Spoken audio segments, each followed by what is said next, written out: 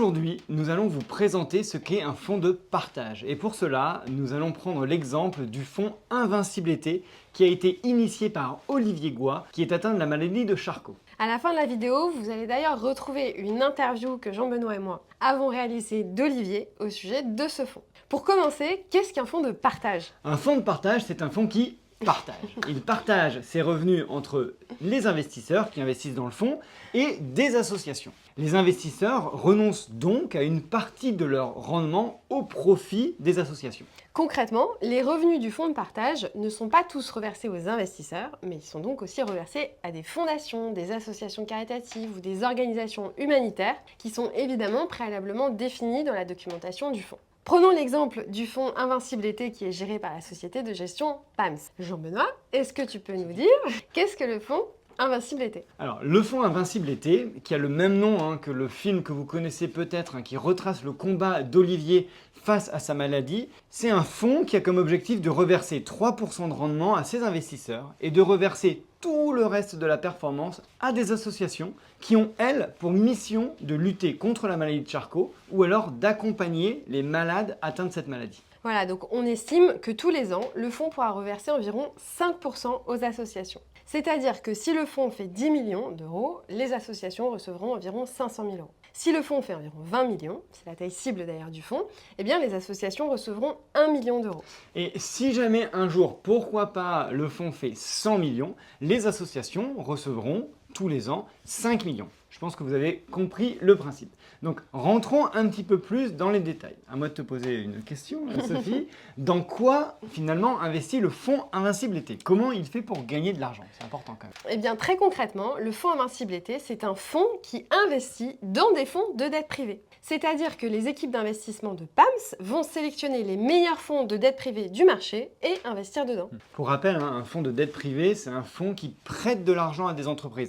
Un petit peu comme une banque pourrait le faire quelque part. Les fonds de dette privée qui seront sélectionnés par les équipes d'investissement de PAMS visent une performance nette de 8% à 10% environ.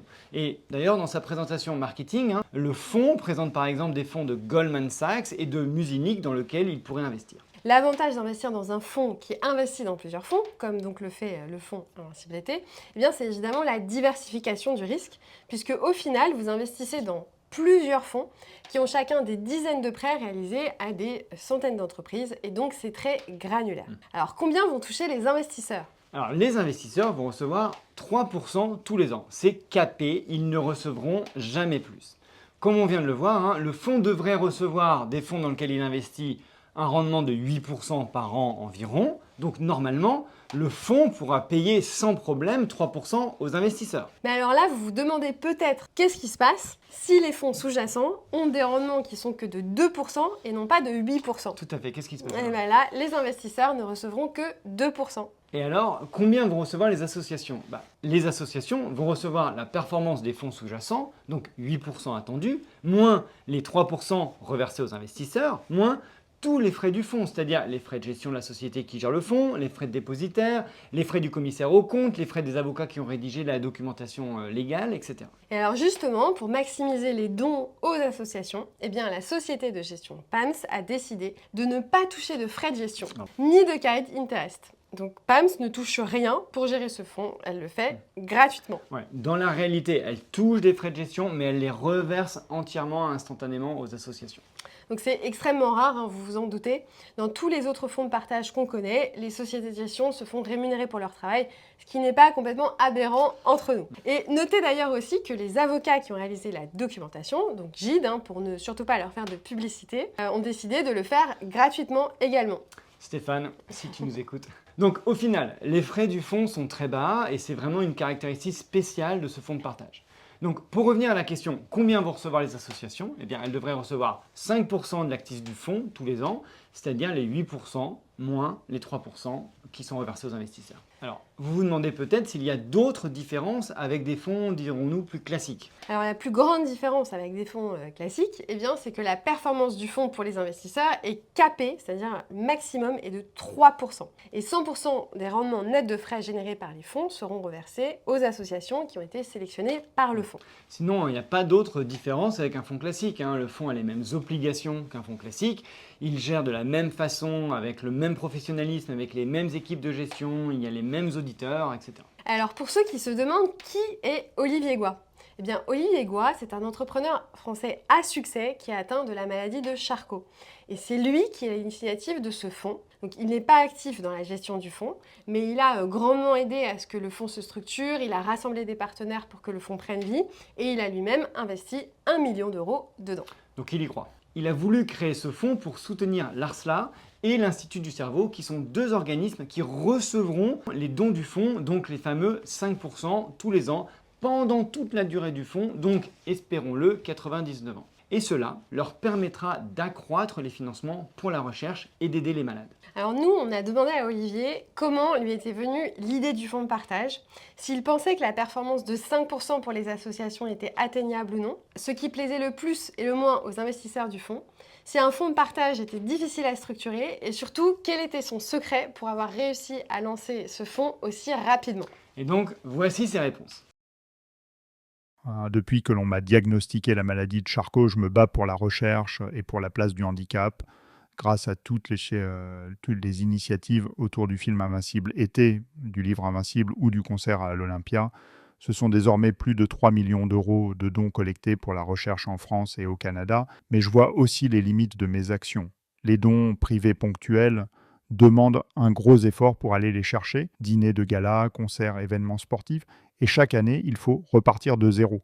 Les bourses et dotations publiques sont souvent trop précises dans leur cahier des charges et n'offrent pas aux chercheurs suffisamment de liberté scientifique. Les chercheurs passent même globalement trop de temps à lever de l'argent. Enfin, il manque d'argent. Il faut donc multiplier les sources. C'est ce chemin dans l'action qui m'a amené à l'idée du fonds de partage. L'objectif, c'est un objectif, pas un engagement, de 8% de rendement net par an, repose sur une stratégie d'investissement en dette privée, notamment en dette senior, dette unitranche et mezzanine, qui sont des placements historiquement performants, selon les comparables Muzinich European Evergreen Credit Fund ou Ares Capital Europe. Ces types de fonds ont affiché des performances nettes de 7 à 9% par an. Cela signifie que l'objectif n'est pas irréaliste, mais il dépendra évidemment de la conjoncture économique, du niveau des taux d'intérêt et de la sélection rigoureuse des actifs. Rappelons aussi que le fonds est géré pro bono, ce qui évite beaucoup de frottement de frais qui viendraient manger la performance. Ce qui plaît pour commencer, l'impact philanthropique clair et mesurable, financer directement la recherche sur la SLA, l'alignement d'intérêts, j'investis 1 million d'euros, l'équipe de gestion est pro bono, une exposition à la dette privée, un segment attractif en termes de rendement, risque adjusted return, les points de friction enfin, le rendement plafonné à 3% pour les investisseurs peut freiner certains qui viseraient une performance plus élevée. L'illiquidité partielle du fonds, bien qu'il soit ouvert et l'evergreen.